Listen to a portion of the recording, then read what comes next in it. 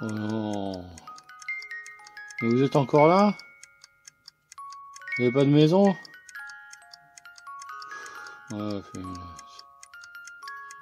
va falloir se lever, s'habiller, se préparer. Et si je vous faisais une vidéo sur les verbes réfléchis? On se lève, on y va!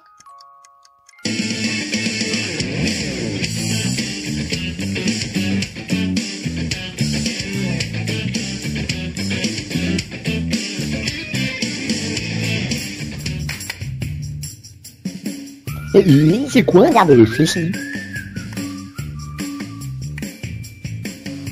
Alors, un verbe réfléchi, c'est un verbe qui réfléchit.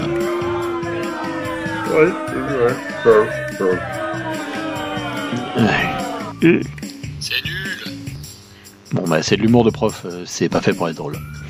Un verbe réfléchi, ou verbe pronominal, est un verbe qui se construit avec un pronom réfléchi. Par conséquent, l'action revient sur le sujet. On va expliquer ce que c'est que cette histoire d'action qui revient sur le sujet. Par exemple, en français, le verbe appeler est un verbe normal, le verbe s'appeler est un verbe réfléchi. Il utilise le pronom réfléchi se ou s apostrophe. Et en italien, ce se ou s apostrophe se traduit par si, mais attention, ce si, lorsqu'il est utilisé à l'infinitif, se place à la fin de l'infinitif. Il est même collé à la fin de l'infinitif. Ça s'appelle une enclise. Alors une enclise, c'est simple, c'est le verbe à l'infinitif, moins le e final, et on colle à la fin le pronom si. Alors un petit exemple, appeler en italien se dit chiamare, s'appeler se dit chiamarsi. D'accord? Donc on a bien cette enclise à la fin du pronom. C'est passionnant, hein?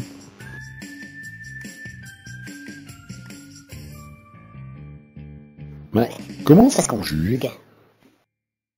Eh bien tout simplement en utilisant les conjugaisons normales du verbe, et devant ces conjugaisons normales, vous allez placer un pronom réfléchi.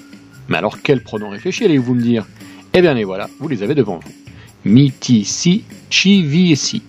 La musicalité fait que c'est assez facile à retenir. Miti, si, ci, vi, si.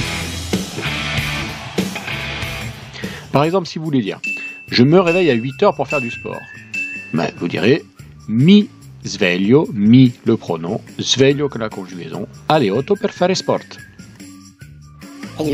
Précision.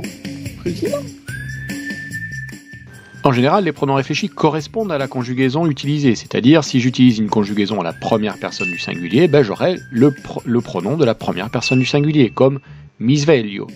Mais on peut les mélanger et utiliser un pronom avec une conjugaison autre que celle qu'il est lui-même. Je sais pas si c'est clair, mais bon, en tout cas, ça se comprend. Allez, un petit exo pour essayer de remettre tout ça en place. On traduit tout simplement les phrases. À chaque phrase, je vous ai mis le verbe réfléchi qui était utilisé, avec éventuellement un petit mot de vocabulaire. Vous vous entraînez, vous essayez de les faire, et si vous voulez tester vos réponses, elles sont dans la description de la vidéo. Alors, ci vediamo per un altro tutto del dottor Farina.